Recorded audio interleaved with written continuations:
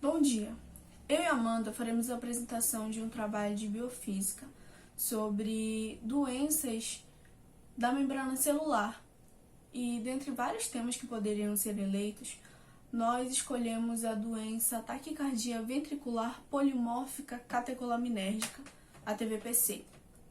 Bom, a TVPC ela é uma doença arritmogênica grave, caracterizada por taquicardia ventricular induzida adrenergicamente.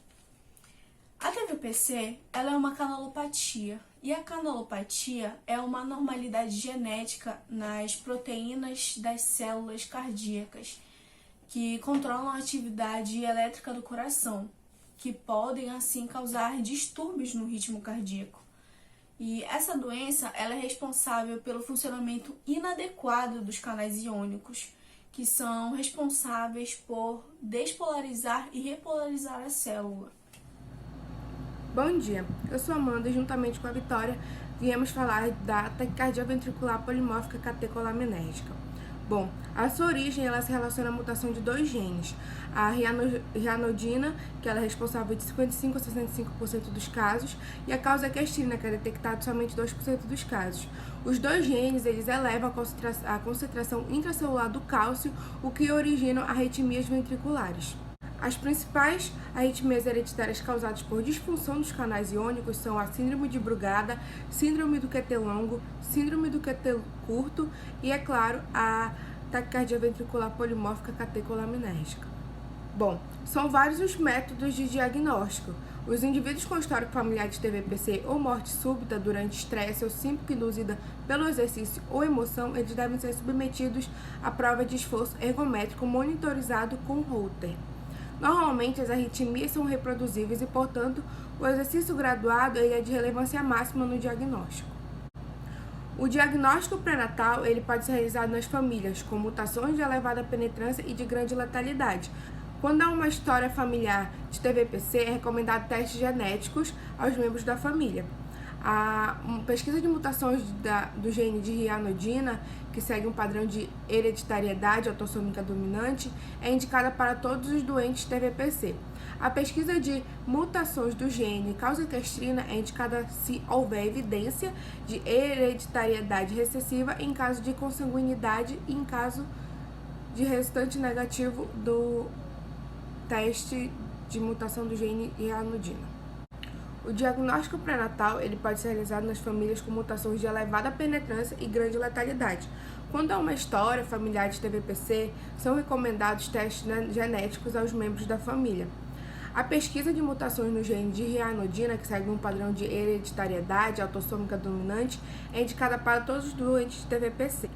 A pesquisa de mutações no gene causa-equestrina é indicada se houver evidência de hereditariedade recessiva em caso de consanguinidade e em caso de resultado negativo no teste genético de rianodina.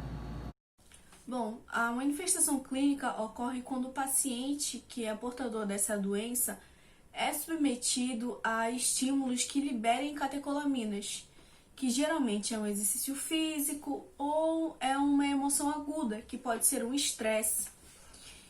A síncope, ela é uma das mais frequentes manifestações, seguida de tontura ou palpitações, que são os primeiros sintomas observados, né? E pode existir um intervalo de geralmente 2 anos entre o primeiro e o segundo episódio de síncope. E uma história familiar de morte súbita, cardíaca ou síncope em pessoas jovens relacionada ao estresse está presente em aproximadamente 30% dos pacientes. E sobre os tratamentos, o tratamento de escolha para pacientes com TVPC é a terapia com beta-bloqueador, que é para justamente diminuir o impacto dos surtos de catecolamina, com resultados favoráveis até hoje.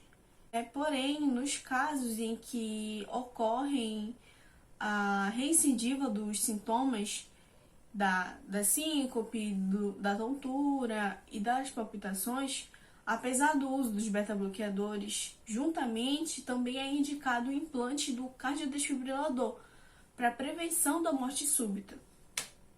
E a simpatictomia cardíaca tem sido relatada como eficaz em alguns casos, mas ela não é considerada a terapia de primeira linha.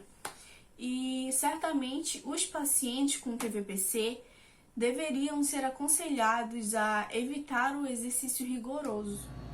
Recomendações para implante de cardioversor desfibrilador implantável em pacientes com TVPC. Classe 1. Pacientes com TVPC sobreviventes de parada cardíaca com expectativa de vida de pelo menos 1 ano. Classe 2. Pacientes com TVPC que evoluem com síncope ou taquicardia ventricular sustentada, apesar do uso de beta-bloqueador em dose máxima, tolerada a expectativa de vida de pelo menos 1 ano. Segundo, paciente com TVPC que apresente contraindicações para o uso de beta-bloqueador, expectativa de vida de pelo menos 1 ano. Classe 3, paciente com TVPC assintomático que apresentem boa resposta ao tratamento de beta-bloqueador. Então, foi essa a nossa apresentação sobre taquicardia ventricular polimórfica catecolaminética. A gente agradece pela atenção e obrigada.